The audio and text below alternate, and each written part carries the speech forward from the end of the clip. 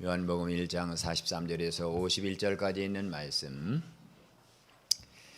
함께 우리 한 목소리로 합독합니다. 이튿날 예수께서 갈릴리로 나가려 하시다가 빌립을 만나 이르시되 나를 따르라 하시니 빌립은 안드레와 베드로와 한 동네 벳세다 사람이라. 빌립이 나다나엘을 찾아 이르되 모세가 율법에 기록하였고 여러 선지자가 기록한 그 일을 우리가 만났으니 요셉의 아들 나사렛 예수니라. 나다나엘이 이르되 나사렛에서 무슨 선한 것이나 할 수 있느냐? 빌립이 이르되 와서 보라 하니라.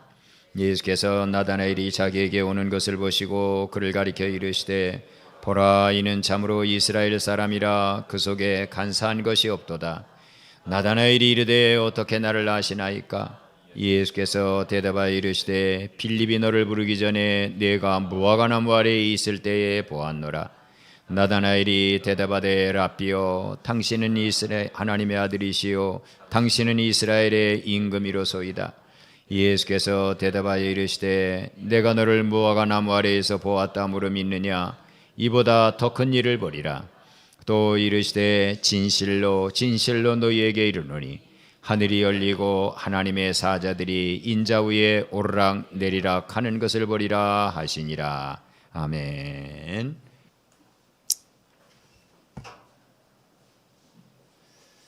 자, 우리 옆 사람에게 다 같이 한번 대화를 나눠봅니다. 내가 누군지 알고 계세요? 하고 한번 물어보세요. 네, 내가 누군지 알고 계세요? 네, 내가 누군지 알고 계세요?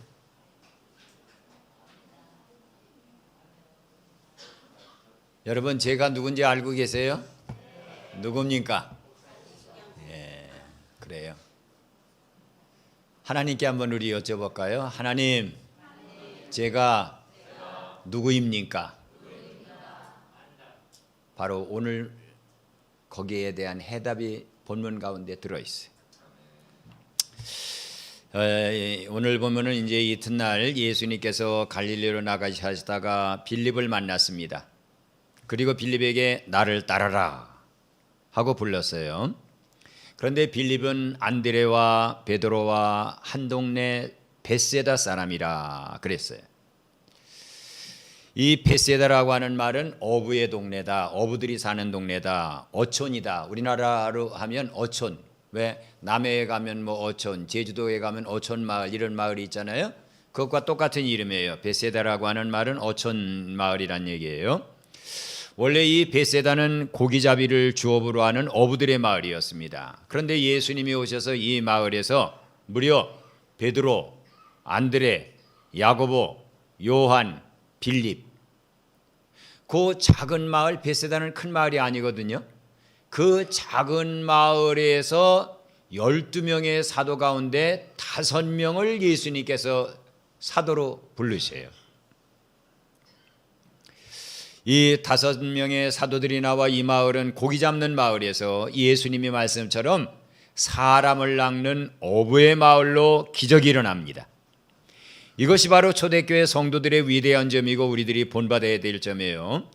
그들은 나만 내가 듣고 본 예수 그리스도를 나만 간직하고 있는 게 아니라 그냥 예수님을 만나자마자 달려나가서 사람들에게 내가 메시아를 만났다 이렇게 하고는 그들에게 예수님을 증거했어요. 바로 우리들이 우리의 이웃에게, 이웃 사람들에게, 또 우리의 가족들에게, 또 특별히 이제 추석 때는 우리 가족들을 만나지 않습니까? 그 친척들에게 내 입이 가만히 있다고 하면 나는 아직까지 예수님을 만난 사람이 아닙니다. 여러분, 전혀 예기치 않던 사람을 딱 만났을 때 가만히 있을 수 있습니까? 예? 길을 지나가다가 대통령이 차가 싹 지나가는데 그 유리창을 딱 내리고 아이고 김낙화 씨 아닙니까? 하고 대통령이 손을 싹 흔들었어. 그러면 김낙화 권사님은 집에 가서 온 동네 사방에다가 내가 오늘 누구를 만났다? 누굴 만났다? 가만히 있지 못하죠. 그런데 왜 우리의 입은 가만히 있죠? 왜 자녀들에게도 내가 예수님을 만났다고 말하지 못하죠? 왜 내 형제 자매들에게도 내가 바로 기대하던 그분을 만났어 하고 왜 우리는 얘기를 못하죠? 이 사도들은 달려나갔어요. 내가 성경에 기록한 그분을 만났어. 그분이 메시아야. 예수님은 오늘 빌립을 만나서 빌립에게 나를 따르라 하고 얘기하십니다. 이 말은 현재 능동태 명령형으로 지금 따르라는 거예요. 즉각 따르라는 거예요. 하나님의 말씀은 그 누구에게 주어지든지를 불문하고 이렇게 말을 해서는 안 됩니다. 한번 다 같이 고백해 보세요. 다음에, 지금은 아니요. 요 두 가지 말을 해서는 안 된다는 거예요. 예수님이 베드로와 야고보에게도 나를 따르라 할 때 그들은 즉각 따랐어요. 요한과 야고보에게도 나를 따르라 할 때 그들은 즉각 따랐어요. 오늘 빌립에게도 나를 따르라 하니까 빌립은 예수님 생각해보고 따르겠습니다 하지 않았어요. 즉각 따랐어요. 그리고 예수님을 딱 보고 나니까 이분이다. 이분이 바로 우리가 조상 때부터 멀리는 아담 때부터 가까이는 우리 믿음의 조상 아브라함부터 기다렸던 바로 그분이구나 하고 빌립은 그걸 아주 확신했습니다. 할렐루야. 여러분, 하나님의 부르면은 다음에 또 아니요 하는 말이 있습니까? 없어요. 성경에 우리가 알고 있는 믿음의 위대한 사람이다 이렇게 여겨지는 사람들마다 하나님의 말씀이 딱 떨어지자마자 생각해 보겠습니다, 다음에 하겠습니다 이렇게 하지 않았어요. 창세기 22장 3절에 보니까 아브라함이 아침에 일찍 일어나 나귀의 안장을 지우고 두 종과 그의 아들 이삭을 데리고 번제에 쓸 나무를 쪼개어 가지고 떠나 하나님이 자기에게 일러주신 곳으로 가더라 그랬어요. 아브라함은 그 전날 저녁에 하나님에게 내 아들 내 사랑하는 독자 이삭을 내게 번제로 드려라, 내가 지시하는 산에 가서, 그 산이 모리아산 예루살렘입니다. 번제를 드리라는 것은 목을 따라는 얘기예요. 이 배를 가르라는 얘기예요. 사지를 절단내라는 얘기예요. 내가 25년 기다려서 난 아들인데 그 아들을 하나님이 목을 따고 사지를 절단해 벌려가지고 온 지체를 다 불태우라는 거예요. 여러분, 제가 종종 설교 시간에 물어볼 때 여러분 중에 아무도 그렇게 할 수 있다는 사람은 아무도 없었습니다. 그래서 우리는 믿음의 조상이 못 돼요. 즉각 순종했어요. 출애굽기 3장에도 보니까 모세를 하나님이 불렀지요. 그때 모세는 못 갑니다 하다가 하나님이 가라, 내가 너와 함께 있겠다 하는 얘기를 딱 듣고 그는 그 처갓집으로 갔어요. 모세가 그의 장인 이드루에게 들어가서 그에게 이르되 내가 애굽에 있는 내 형제들에게 돌아가서 그들이 아직 살아있는지를 알아보려 하오니 나로 가게 하소서. 다 같이 고백합니다. 이드로가 모세에게 평안히 가라 아니라. 그렇죠. 즉각적으로 보냈어요. 왜? 누가 불렀으니까? 하나님이 불렀으니까. 예. 열왕기상 19장에도 보면 엘리야의 사역이 이제 끝나갑니다. 하나님께서 엘리야 대신에 그 후계자를 임명해야 되는데 엘리사를 하나님이 딱 지명했어요. 그때 엘리야가 쭉 가보니까 엘리사의 집은 아주 큰 부자입니다. 왜냐하면 그의 형제가 12명인데 12명이 다 소 2마리씩 끄는 그 쟁기를 끌고 농사를 짓고 있으니까 24마리의 소가 농사를 짓는 밭이라면 얼마나 큰 밭이겠습니까? 엘리사가 마지막 막내 아들이었어요. 12번째 결의에 소를 끌고 쟁기를 끌고는 이리야 하고 밭을 갈고 있는데 엘리야가 가서 엘리야의 겉옷을 툭 던지면서 얘기합니다. 엘리사야, 하나님이 너를 불렀어. 나를 따르라. 아멘. 아멘. 엘리사가 그를 떠나 돌아가서 한 겨리소를 가져다가 잡고 소의 기구를 불살라 그 고기를 삶아 백성에게 주어 먹게 하고 일어나 다 같이 따라서 하세요. 엘리야를 따르며 수종 들었더라. 아멘. 그렇지요. 딱 엘리사가 하나님이 너를 불렀다는 얘기를 딱 듣고는 망설이지 않았어요. 그래요?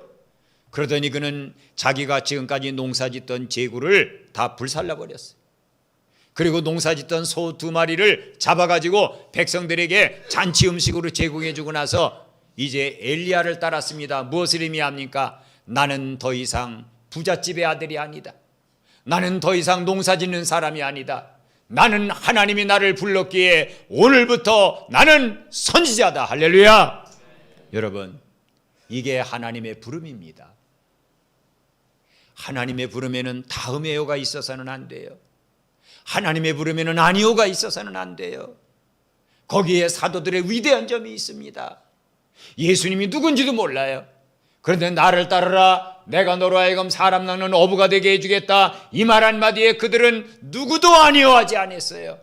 즉각적으로 예수님을 따랐습니다. 마태복음 4장 20절에 보니까 그들이 곧 그물을 버려두고 예수를 따르니라. 그런데 우리는 어떻습니까? 설교를 통해서 여러분의 마음에 어떤 말씀이 딱 주어지면 예민하게 분석합니다. 내가 이 목사님이 오늘 하나님이 목사님을 통해서 한 말씀을 내가 따라? 아이고, 내 형편으로는 안 돼. 아이고, 난 시간이 없어. 아이고, 난 바빠.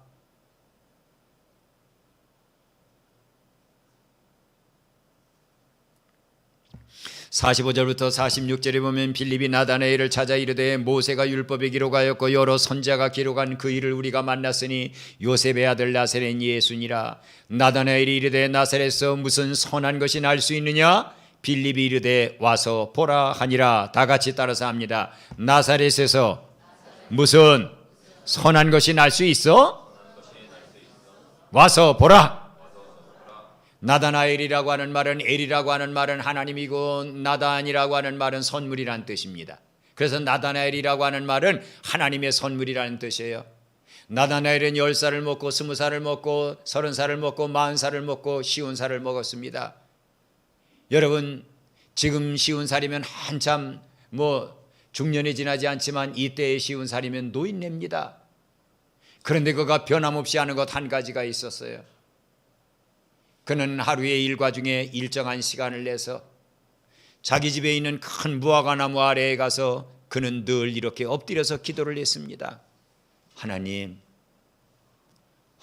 누구세요? 그리고 하나님, 저는 누구입니까?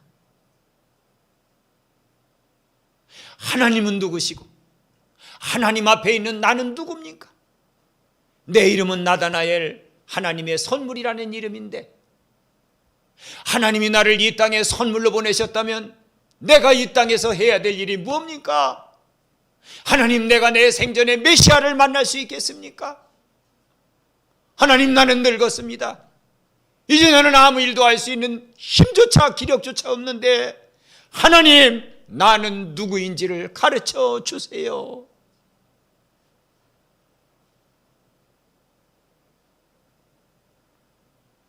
그가 나다나엘입니다.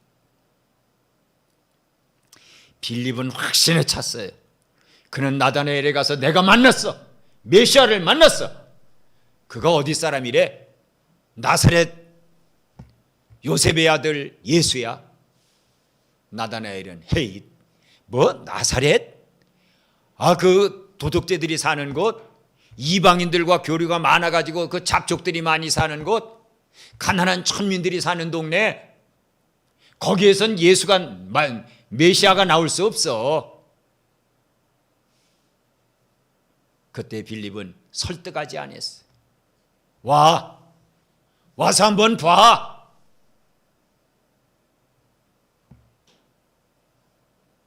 빌립의 가슴은 막 뜨거웠어요. 그래서 자기 친구에게 예수님을 소개하지 않을 수가 없었어요. 아까 제가 서두에 예를 들었죠.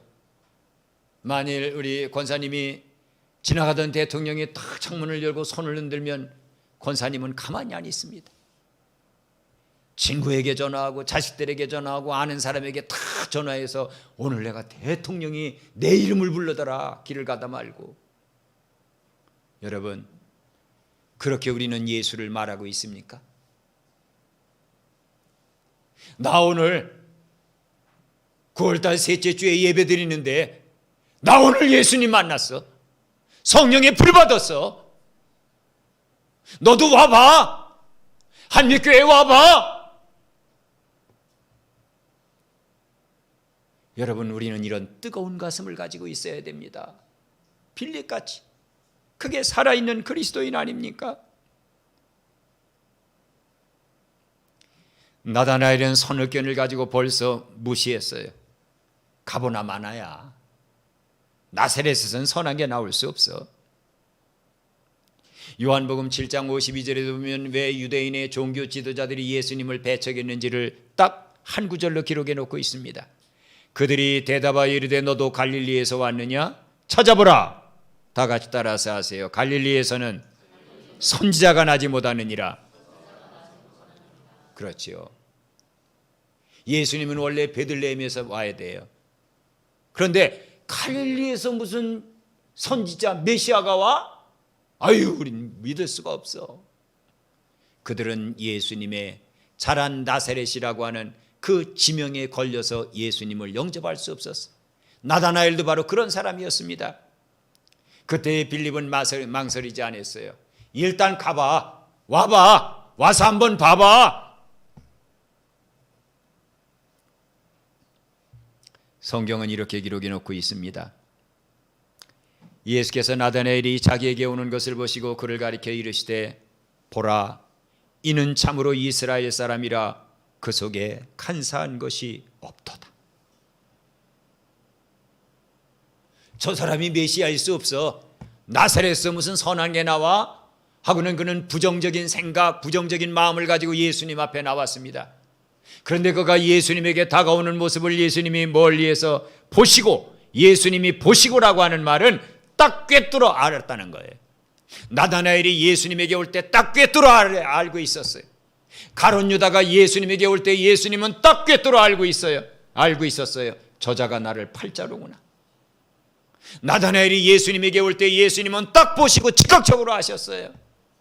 봐라, 봐라, 나에게 오는 저 사람을 봐라. 이는 참으로 이스라엘 사람이라 그 속에 간사한 것이 없다. 나다나엘은 깜짝 놀랐어요. 아니, 저분이 누구길래?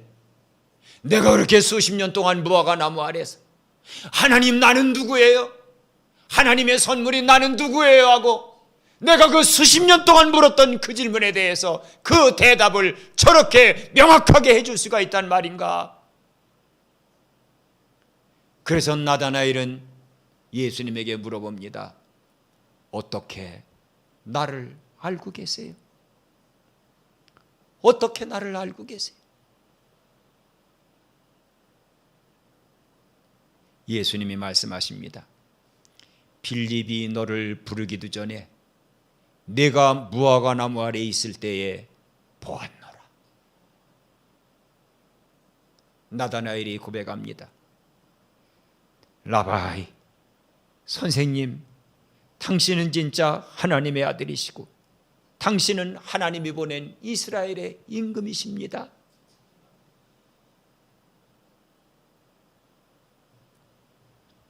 여러분, 자식이 내가 해준 밥을 먹고요, 내가 사준 옷을 입고요, 내가 보내준 그 자식에게 준 학비를 갖고 학교를 다녀도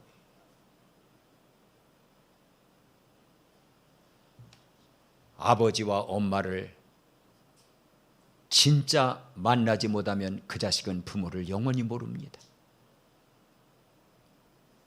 같이 생활한다고 자식이 나를 알고 있는 거 아니에요. 김경이라고 하는 딸이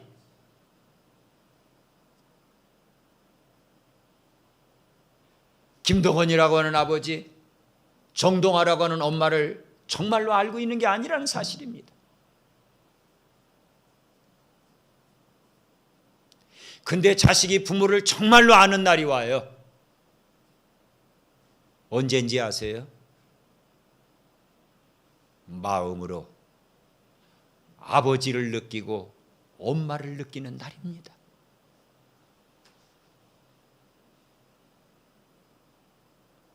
그러면 그 자식은 다가와서 그렇게 얘기합니다.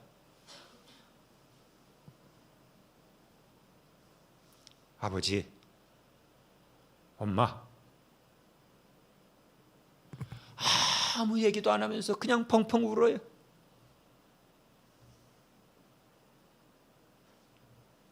이 날이 정말 자식이 아버지를 아는 날입니다.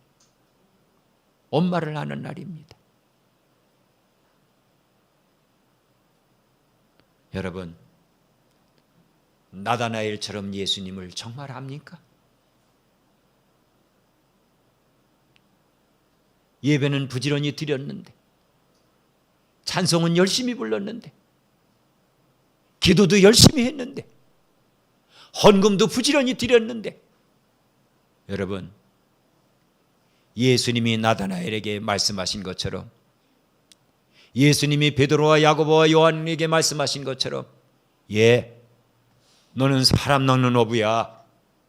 나다나엘아, 너는 진짜 이스라엘 사람이야. 그 얘기를 예수님에게 우리는 들어야 그때 우리는 정말 고백하는 겁니다. 예수님이 나의 주님이시에요. 예수님이 나의 하나님이십니다 하는 고백을 그때야 하게 되는 겁니다. 사도들이 예수님을 부지런히 따라다니고 설교를 들었지만 그들이 예수님을 전부하는 것은 아니었습니다. 도마가 예수님을 안 때는 예수님에게 가르침을 받을 때도 아닙니다. 기적을 행하시는 예수님을 본 때도 아닙니다. 물론 예수님을 육체적으로 알고 있었지요. 그러나 예수님을 하나님으로 안 때는 예수님이 십자가에 돌아가신 그때도 아닙니다. 그때 도마는 도망가 있었으니까요.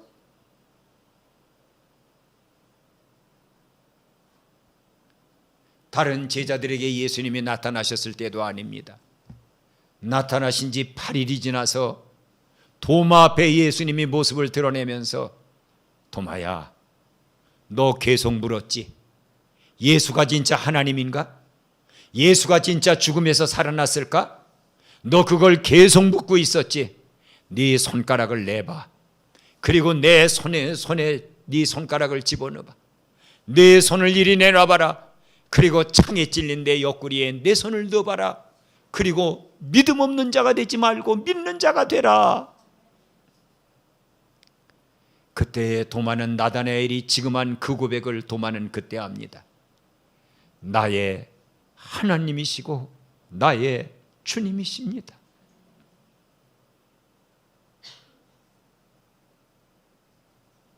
여러분, 이렇게 정말 예수님을 만났습니까?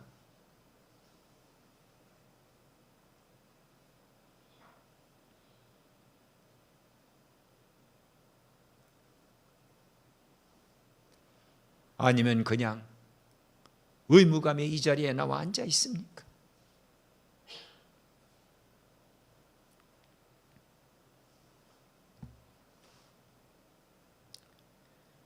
그 고백을 들으신 예수님은 나다나엘에게 그렇게 말씀하십니다.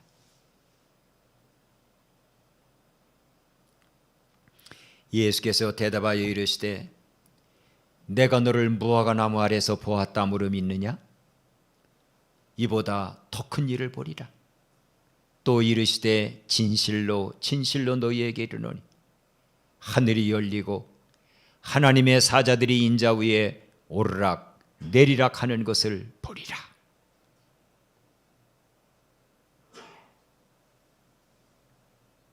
이제 나다나엘은 알았어요. 하나님이 나를 누구로 알고 있는지 알았어요. 그리고 내가 하나님의 선물 나다나엘로 뭐를 해야 될지도 알았어요. 그런 나다나엘에게 예수님은 말씀하십니다. 그래? 네가 누군지를 내가 알고 있다는 것 때문에 그렇게 놀래니? 그것뿐 아니야. 앞으로 내가 나와 함께 생활하다 보면 하늘이 활짝 열려 있고 그 열린 하늘로 끊임없이 천사들과 아버지의 성령이 내 위에 오르락 내리락 하는 것을 너는 보게 될 거야.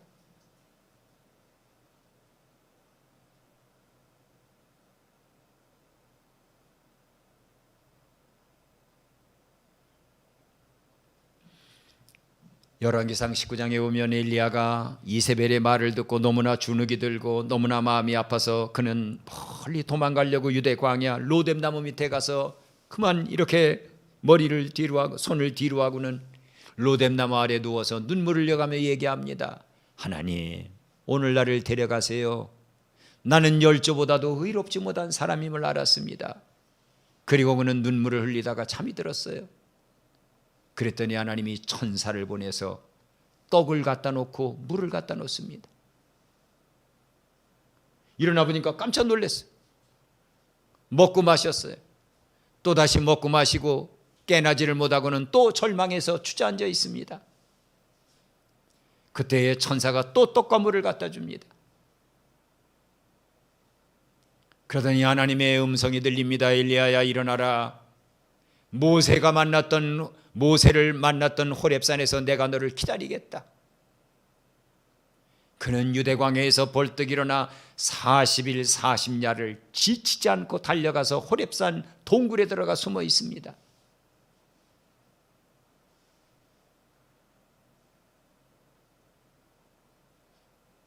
하루는 동굴에 있는데 갑자기 바위들이 막 덜거덩 거려요. 어이구, 지진이 나고 있구나.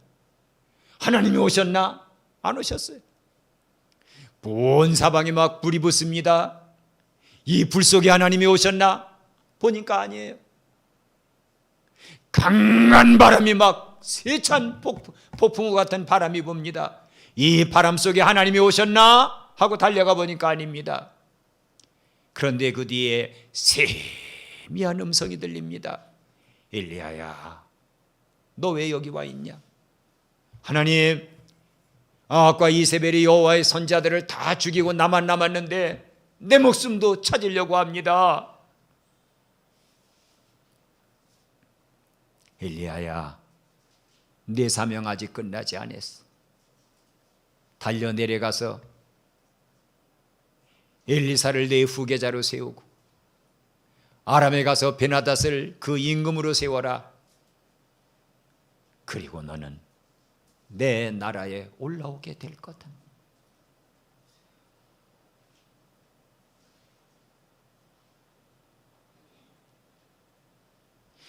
여러분, 오늘 이 본문 말씀은 우리에게 아주 중요한 두 가지를 교훈해 주고 있는 거예요. 첫째로, 성도가 누구냐? 여러분이 아까 저에게 제가 누굽니까 물어볼 때 우리 한빛교회 목사입니다, 성시경 목사입니다 하고 얘기했지만 그게 저의 모습이 아닙니다. 저의 모습은 여러분이 불러주는 이름 목사님이라는 이름으로 제가 불려지지 않아요. 하나님이 나를 누구라고 알고 계시냐, 그게 제 모습입니다. 여러분도 이 자리에 앉아있는 장로님으로, 권사님으로, 집사님으로, 성도로 앉아있는 그 모습이 여러분의 모습 아닙니다.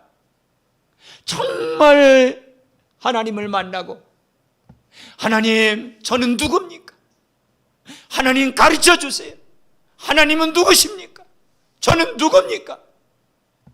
이렇게 진지하게 묻고 간구할 때 하나님의 성령이 여러분에게 나타나셔서, 예, 하나님이 보시는 너는 이런 사람이야. 그럴 때 우리는 거기에서 나의 존재감을 찾게 되고, 나의 정체성을 회복하게 되고, 나의 사명감을 갖게 되고, 그리고 나를 그렇게 보고 계신 하나님을 위해 죽을 수 있을 만큼 충성스러운 사람으로 바꿔지는 겁니다. 이사야 6장에 보면 이사야는 성전에서 기도하다가 오늘 나다나엘의 경험을 합니다. 그리고 살아있는 성도의 표시는 내 머리 위로 하나님의 성령이 하늘이 열리고, 세상 사람들은 돈줄이 열리기를 기다려요. 그러나 우리는 하늘이 열리고 하나님의 성령이 끊임없이 내 위에 오르락 내리락 하는 것을 경험하며 사는 사람들이 바로 그리스도인입니다. 여러분, 하나님이 알고 있는 여러분은 누굽니까?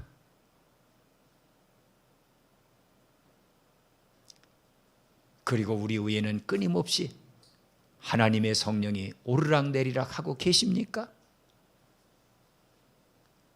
그러면 우리는 하나님의 사람입니다. 고백이 확실하고 성령의 하늘이 열리고 그리고 성령이 내 위에 오르락내리락 하고 있다면 나는 하나님의 자녀이며 하나님의 일을 하는 사명자입니다. 그러한 우리 한빛 지체들 모두가 되기를 예수님의 이름으로 간절히 축원합니다. 아멘. 이제는 우리를 정확하게 확실하게 알고 계신 우리 주 예수 그리스도의 은혜와 그 아들을 우리에게 속죄의 제물로 번제물로 보내주신 하나님의 그 사랑과 얘야 나다나엘처럼 만나야 돼. 하나님 앞에 내가 누군지를 물어보고 그 해답을 가지고 믿음 생활에 이렇게 말씀하시는 성령 하나님의 교통감화하심이 고개 숙인 우리 모두 위에 그리고 우리와 함께 재림의 나팔을 불어 세상을 깨워야 되는 귀한 나팔수들 위에 이제로부터 영원토록 함께 계실지어다. 아멘.